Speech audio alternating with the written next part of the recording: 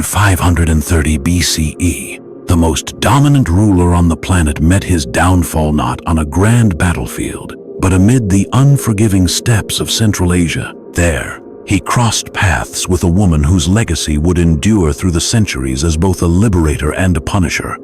What followed would stun even the most hardened warriors of the ancient age. Queen Tomyris of the Massagetae delivered a retribution so merciless. It redefined the very idea of royal justice. This is far more than a tale of military defeat. It's a chilling reminder of how unchecked power, when defied, can awaken a fury more brutal than any instrument of torture ever devised. Under Cyrus the Great, the Persian Empire had grown into an unstoppable force, stretching from the Mediterranean Sea all the way to the towering Hindu Kush. For 3 decades, Cyrus expanded his realm by blending brilliant strategy with deliberate clementia method that had never betrayed him. His empire became the largest known to mankind, constructed atop the ruins of subdued nations and the enforced submission of countless peoples. But in 530 BCE, the emperor who had known only triumph turned his attention toward the uncharted lands beyond the Jaxartes River where the Massagetae lived. Unconquered beneath the iron leadership of their battle-tested queen, the Massagetae bore little resemblance to the refined civilization Cyrus had previously subdued. They were fierce nomads warriors who lived for combat, drank a mixture of mare's blood and milk, and revered the god of war above all else. Their entire culture revolved around ceaseless skirmishes, livestock raids, and the ruthless code of survival dictated by the endless steppes. In this austere world, Queen Tomyris had claimed power not through scheming, but by proving herself the most formidable and relentless fighter of her people. When Cyrus first made his approach to Massagetae territory, he relied on his usual blend of diplomacy, enforced by the looming threat of force. According to the historian Herodotus, Cyrus even proposed marriage to Queen Tomyris, likely hoping it would allow him to annex her realm without bloodshed. But Tomyris immediately recognized the ploy for what it was: a veiled attempt at domination. Her response was unequivocal and uncompromising. She would never yield to foreign power, and any Persian who dared step into Massagetae land would find only death awaiting them. This rejection wounded Cyrus's ego in a way no military pushback ever had.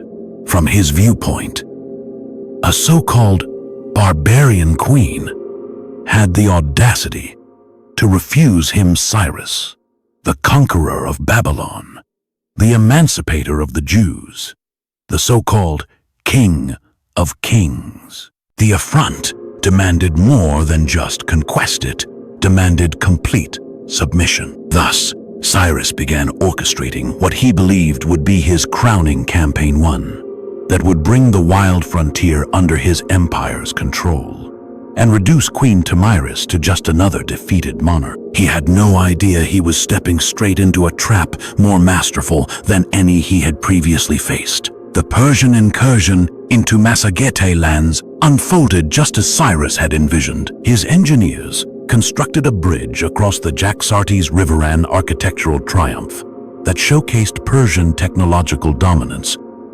over the nomadic tribes. His scouts soon reported that the Massagetae appeared to be withdrawing further into their territory, seemingly unwilling to confront Persian power in direct combat. To Cyrus, this confirmed his long-held belief that so-called barbarians lacked the resolve to withstand the might of a sophisticated army. He pressed onward with assurance, his seasoned troops slicing through the steppes like a blade through flesh. But Queen Tomyris was not retreating out of fear. She was luring the invaders farther from their logistical support and into a landscape where her mounted forces held every advantage. What the Persians perceived as barren wasteland was in fact a familiar terrain dotted with concealed watering holes, hidden camps, and meticulously planned ambush spots used by the Massagetae for generations. With every step deeper into the steppe, the Persians moved farther from safety and closer to the deadly trap Tomyris had been preparing since the day she received Cyrus's proposal. Then the ambush was triggered with terrifying precision. A detachment of Tomyris's troops had feigned retreat ahead of the advancing Persian force, drawing them toward what seemed to be the central Massagetae encampment. When the Persians attacked, they encountered only a token defense that quickly scattered. The camp was generously stocked with provisions, including large stores of wymia, rare indulgence for the Massagetae. Believing they had won an effortless victory, Cyrus's troops began to feast and drink from their spoils, unaware that they were sealing their fate with every sip. Among the prisoners taken during the skirmish was Cyrus, Queen Tomyris's own son, along with several other high-ranking Massagetae nobles. But this was no accident. His capture was an integral part of Tomyris's larger plan. She understood that the seizure of her son would compel her to act with the full fury of a grieving mother, offering the perfect pretext for the devastating retaliation she had already set in motion. Upon learning of her son's capture, Tomyris sent a message to Cyrus that showcased both her strategic intelligence and her keen awareness of Persian pride.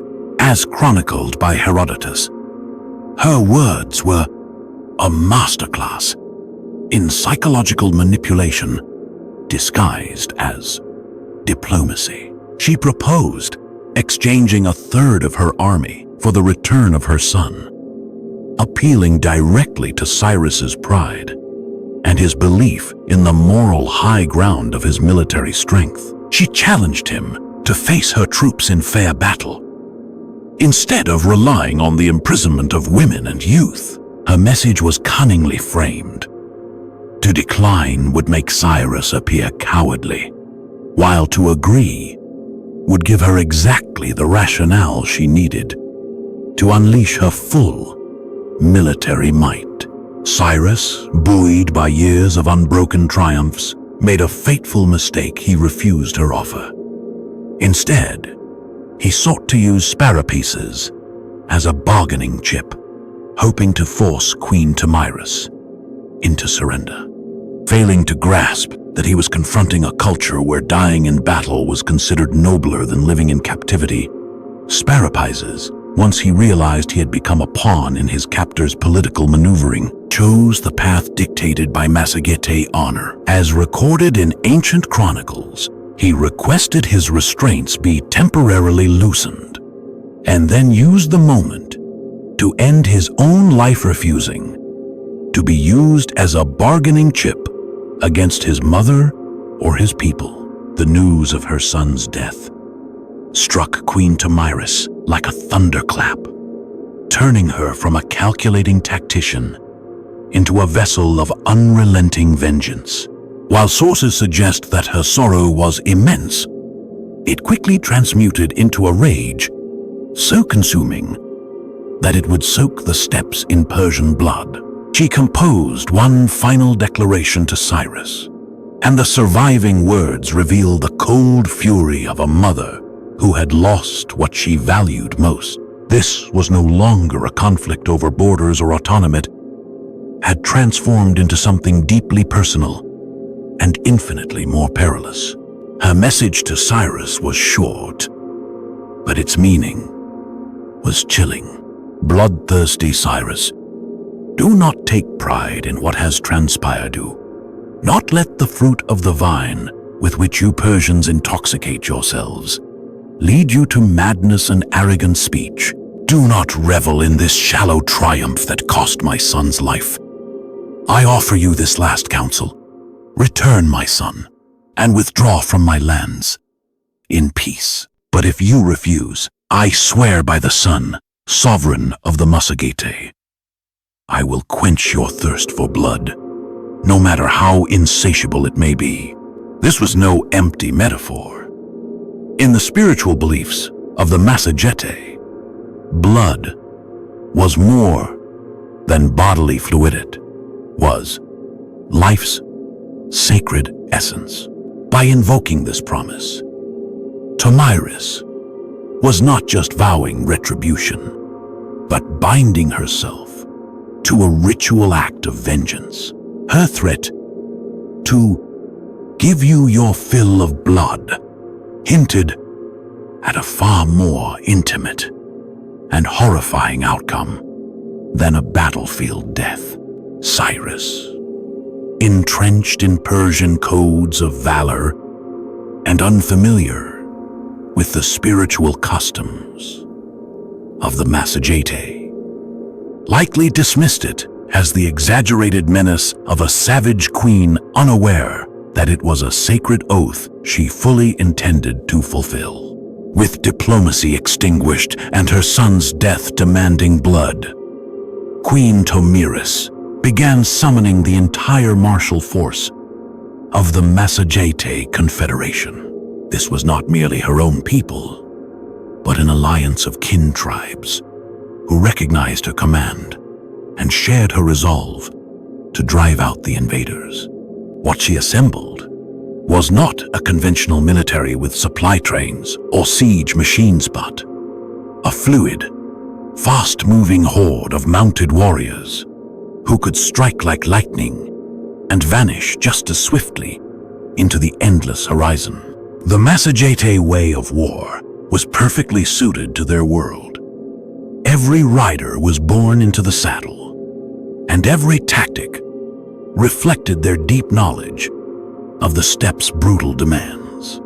From early childhood, every Massagetae warrior was trained to ride and fight with unmatched skill, able to fire arrows with deadly precision while galloping at full speed. They wielded composite bows capable of piercing Persian armor at distances that rendered standard military formations ineffective. Their mounts were tough steppe ponies, able to live off grass and endure long journeys without tiring, granting them superior mobility over Persian cavalry, which relied on grain supplies and scheduled rest. Above all, they were defending their homeland, driven by a personal stake that few professional armies could rival. Queen Tomyris arranged her forces with a level of strategic insight rooted in deep familiarity with the local geography knowledge that the Persians completely lacked. She deliberately selected a battleground where the typical advantages of Persian warfare, like heavy infantry and siege technology, would be rendered useless. The site was likely near a river crossing, where retreat for the Persians would be difficult, while the Massagetae retained the ability to withdraw in multiple directions. Every detail of her strategy was carefully crafted to convert Persian strengths into liabilities, while enhancing her own forces' capabilities. The confrontation that followed bore little resemblance to the orderly battles that had brought Cyrus fame across the ancient world. There were no tidy ranks, no formal escalations, and no space for diplomatic resolution. The Massagetae attacked like a tempest, thousands of mounted fighters, erupting from every direction at once, unleashing a rain of arrows before vanishing into the steppes, only to strike again from new angles. The heavily armored Persian infantry, key to Cyrus's previous triumphs, found themselves powerless against a foe that refused to engage in traditional combat. Cyrus himself is said to have perished in the chaos, though the specifics remain contested among ancient sources.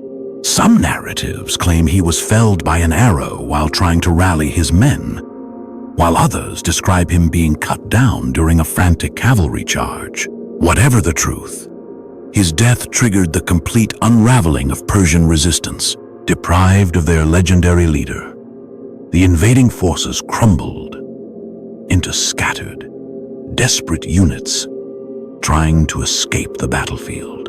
Few would ever return to Persian soil, their remains left to whiten beneath the boundless sky of the steppes they had sought to conquer. Yet for Queen Tomyris, Cyrus's death on the battlefield was not justice enough for the death of her son. According to Herodotus and other ancient chroniclers, she commanded her warriors to locate the emperor's body among the countless Phileno small task, given the thousands of corpses that littered the area. When the body was eventually identified and brought before her, she stood over the lifeless form of the man once hailed as the greatest conqueror in recorded history. What followed became one of the most infamous acts of vengeance in antiquity. The queen ordered a wineskin to be filled with human blood specifically, the blood of Persian soldiers who had followed Cyrus into the steppes. This was no act of impulsive savagery, it was a meticulously orchestrated ritual, rooted in a solemn vow Tomyris had made to give Cyrus his fill of blood.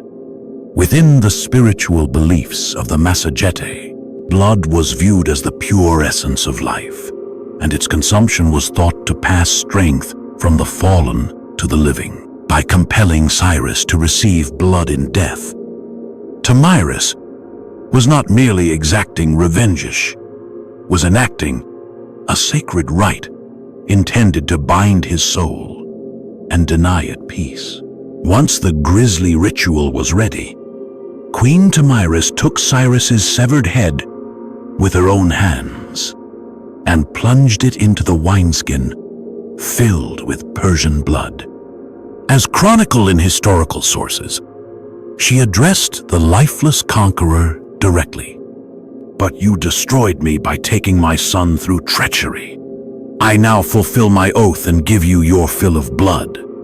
This was not a frenzied act of rage, but a calculated ceremonial display that revealed the full depth of her vengeance and exposed how alien Massagetae justice was to Persian ideals. To her people, the symbolism was unmistakable. For foreign eyes, particularly those from the Persian or Greek worlds, it was a scene of absolute horror. By submerging Cyrus's head in blood, Tomyris ensured that his spirit would be doomed to an eternal cycle of thirst and consumption, denied peace in the next world. This wasn't just about degrading a defeated enemy, it was about inflicting a spiritual penalty on the one who had violated sacred codes of honor and motherhood. The sheer brutality of her revenge was intended to match the enormity of Cyrus's offense in the eyes of her people. News of Cyrus's demise and his grotesque end spread swiftly across the ancient world. A few surviving Persian soldiers carried the tale back to their homeland, and traders who passed through the region shared the story as well. Over time, it took on legendary statusum versions, highlighting Tomyris's military brilliance. Others, focusing on the chilling end, met by one of history's greatest rulers. Greek historians like Herodotus recorded the episode not just as historical fact, but as a cautionary tale against arrogance and the folly of underestimating one's adversaries. The immediate fallout for the Persian Empire was devastating. The death of its founder and the decimation of a significant part of its armies sparked a crisis of succession that nearly fractured the empire. Though Cyrus's son, Cambyses, eventually secured the throne, the momentum of Persian expansion was permanently stalled in the north. From that point forward, no Persian monarch dared to challenge the Massagetae again, and the vast steppes remained untouched by imperial domination for generations. For the Massagetae and their allied tribes, their triumph over the Persian juggernaut elevated Queen Tomyris to near mythical status as one of the fiercest and most respected leaders of the ancient era. Queen Tomyris's triumphant defense of nomadic sovereignty sparked inspiration across the steppes, encouraging other nomadic peoples to stand firm against foreign domination. This act of defiance planted the seeds of a resistance tradition that would endure for more than a millennium. The strategic methods she employed, leveraging speed, terrain familiarity, and decentralized mobility to counteract structured imperial armies, became a cornerstone of warfare for nomadic societies, later adopted by groups ranging from the Scythians to the Mongols. The psychological reverberations of her victory reached well beyond the battlefield. Tomyris had shown the world that even the most powerful empire of the age could be brought to its knees by those dismissed as barbarians. Her actions called into question the simplistic contrast between civilization and savagery, often pushed by imperial rhetoric. The haunting image of Cyrus's head submerged in blood evolved into a stark emblem of the fragility of imperial dominance and the devastating cost of misjudging one's adversaries, especially when ancestral honor and cultural survival are on the line. Though scholars today still debate the finer details of the conflict, due to inconsistencies in ancient texts and the scarcity of archaeological evidence, the essential narrative remains consistent across multiple accounts. A nomadic queen outwitted and overpowered an empire through superior tactics and a deep understanding of her environment. The enduring power of this story lies in how it disrupts familiar narratives about strength, leadership, and the definition of true civilization. Tomyris's methods revealed a nuanced command of military psychology, deception, and cultural dynamics. She didn't rely on brute strength alone. She weaponized the capture of her own son as a spark for total war, manipulated Persian values of pride and chivalry, and chose a battleground that rendered their advantages useless. Her final act of vengeance, though brutal, was a deliberate and symbolic gesture meant to serve as a warning, ensuring that her people would not be tested again. Perhaps most powerfully, the story of Queen Tomyris compels us to confront complex questions about justice, revenge, and the balance of power. While Cyrus saw his mission as a continuation of empire building, a practice he had perfected over decades, Tomyris viewed his incursion as an existential threat that had taken her son and endangered her people. The violent clash between their fundamentally different worldviews gave rise to a brutality that stunned even the most hardened observers of the ancient world. It reminds us that some of history's darkest moments stem not from cruelty alone, but from values so incompatible that compromise becomes impossible. Ultimately, Tomyris accomplished what no other enemy of Cyrus the Great had managed. She didn't just defeat him, she annihilated his legacy in the north. Though the Persian Empire continued to flourish in other directions, the northern frontier was sealed off permanently. The vast steppes that had consumed Cyrus and his legions remained untamed, protected by the enduring legend of a queen who proved that even history's greatest conqueror could be undone by someone fiercer than he ever imagined. Her name endures as a symbol of uncompromising vengeance and as a grim reminder of the terrible price empires pay when they mistake cultural resilience for weakness.